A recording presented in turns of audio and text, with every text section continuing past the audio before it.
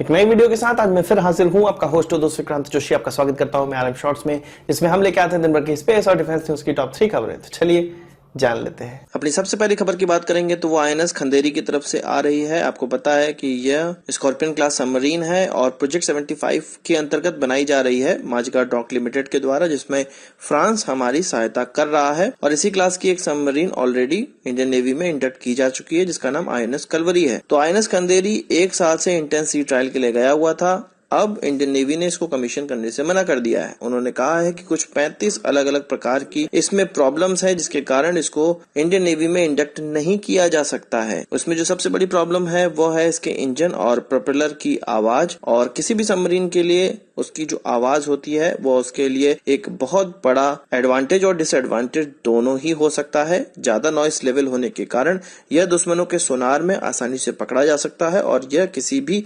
Submarine या vessel का शिकार बन सकता है। इसलिए जो नॉइस की प्रॉब्लम है वो सबसे बड़ी प्रॉब्लम है। इसके अलावा भी 30 से ज्यादा अलग अलग प्रकार की प्रॉब्लम्स हैं, जिनके सही हो जाने के बाद ही इंडियन नेवी इसको अब कमीशन करेगा। पर ये जो प्रॉब्लम है ये इतना जल्दी सही नहीं होने वाले हैं। लगभग इसमें 1 साल का और समय लग सकता है। 1 साल का समय क्यों लग सकता है? क्योंकि इसमें 29 ऐसी प्रॉब्लम है जो कि समंदर के शांत होने पे ही सही की जा सकती हैं, टेस्ट की जा सकती हैं। इस समंदर के शांत होने को एक टर्म दिया गया है सी स्टेट 1, और यही प्राप्त करने के बाद इनके परीक्षण किए जा सकते हैं और ये जो 29 प्रकार की कमियां हैं इसको दूर की जा सकती है, जो कि सितंबर में मॉनसून के बाद ही ऐसी कंडीशन आ सकती है। इसके अलावा 4 इसमें ऐसी प्रॉब्लम है जिसके लिए इसको नेवी के डॉकयार्ड में डॉक करना पड़ेगा और तब जाके इसको टेस्ट किया जा सकता है। और नेवी का जो डॉकयार्ड है वो दूसरे वॉरशिप्स के लिए पहले से ही बुक है और वहां पर जगह नहीं है। इस कारण से इन चीजों की टेस्टिंग भी नहीं हो सकती है। इसलिए टेस्टिंग की उपयुक्त समय और टेस्टिंग करते हुए लगभग इसको 1 साल और गुजर जाएगा। यानी कि जो आईएनएस खंदेरी अभी तक भारतीय नौसेना में शामिल हो जाना चाहिए था वो अब अगले 1 साल तक शामिल नहीं हो पाएगा। इसी प्रकार से आईएनएस करांज भी इंटेंस सी ट्रायल के लिए गया हुआ है और यह कोई आश्चर्य की बात नहीं होगी कि उसमें भी कुछ इस प्रकार की प्रॉब्लम आ जाए, या इतनी प्रॉब्लम नहीं तो कुछ प्रॉब्लम और आ भी सकती हैं, क्योंकि इनकी जो मैन्युफैक्चरिंग करने वाली एजेंसी है, मैन्युफैक्चरिंग करने वाली कंपनी है, वो माझगांव डॉक लिमिटेड ही है। और भारत की जो प्रोडक्शन क्षमता है, डिफेंस प्रोडक्ट की प्रोडक्शन क्षमता है, वो इस सबमरीन के फेल होने से हम लोग लगा सकते हैं कि कैसी हो गई है। आप जानते हैं कि इंडियन नेवी को कुछ 24 अलग अलग प्रकार की सबमरीन की आवश्यकता है, पर अभी तक हमारे पास केवल 14 कन्वेंशनल सबमरीन है, जो कि हमारी जरूरत के मुताबिक बहुत कम है। इसके अलावा 2 हमारे पास न्यूक्लियर सबमरीन भी हैं, आईएनएस अरिहंत और आईएनएस चक्रा, जिनके द्वारा देश की सिक्योरिटी की जा रही है। पर चाइना से यदि हम लोग मुकाबला करें तो इन सबमरीन से कुछ नहीं होने वाला है। और इस प्रकार के सबमरीन में होने वाली कमियां, रहने वाली कमियां, इनके कारण हम सबमरीन के मामले में और ज्यादा पिछड़ते चले जा रहे हैं। आप जानते हैं कि स्कॉर्पियन क्लास सबमरीन को इंडक्ट करने में 6 साल का ऑलरेडी डिले हो चुका है। इस तरह की छोटी छोटी कारणों से और फर्दर डिले हमारे सबमरीन प्रोग्राम के लिए बहुत ज्यादा घातक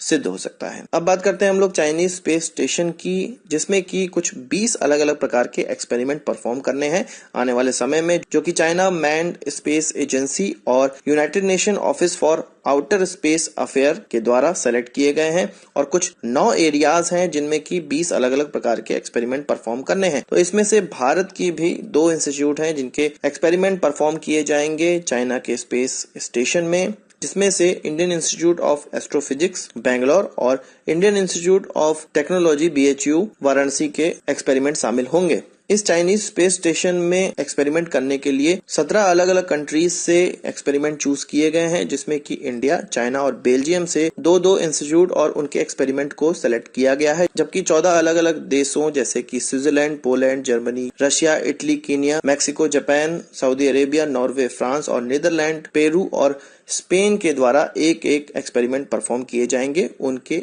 एक इंस्टीट्यूट के द्वारा। इंडियन इंस्टीट्यूट ऑफ एस्ट्रोफिजिक्स के द्वारा जो स्टडी की जाएगी वो तारों के बीच में कितनी दूरी है इसकी स्टडी की जाएगी। जबकि Indian Institute of technology Varanasi के द्वारा पार्शियल विजिबल फ्लूइड का माइक्रोग्रेविटी में किस प्रकार का बिहेवियर होता है इसको देखा जाएगा। सो यह बहुत खुशी की बात है कि भारत की तरफ से 2 इंस्टीट्यूट अपने अपने एक्सपेरिमेंट परफॉर्म करेगी। इन्हीं एक्सपेरिमेंट को परफॉर्म करने के लिए भारत भी स्पेस स्टेशन लॉन्च कर रहा है, जिसको लॉन्च होने में 10 साल का समय लगने वाला है इसरो के मुताबिक। अब बात कर लेते हैं चंद्रयान 2 की। चंद्रयान 2 को बनाने में हमारे देश की अलग अलग एजेंसीज, हमारे देश के अलग अलग इंस्टीट्यूट किस प्रकार से अपनी भागीदारी निभा रहे हैं, इसके लिए एक और खबर निकलकर सामने आई है। IIT कानपुर की तरफ से यह खबर निकल कर आई है, जिसने चंद्रयान 2 के लिए एक ऐसा सॉफ्टवेयर बनाया है जो कि उसके रोवर को गाइड करेगा और उसको रूट बताएगा लूनर सरफेस पे कि किस प्रकार से उसको गति करना है और अपने डिजायर्ड लोकेशन पे किस प्रकार से पहुंचना है। प्रोफेसर आशीष दत्ता जो कि मैकेनिकल इंजीनियर डिपार्टमेंट के हैं, इसके अलावा प्रोफेसर KS वेंकटेश जो कि इलेक्ट्रिकल इंजीनियरिंग डिपार्टमेंट के हैं,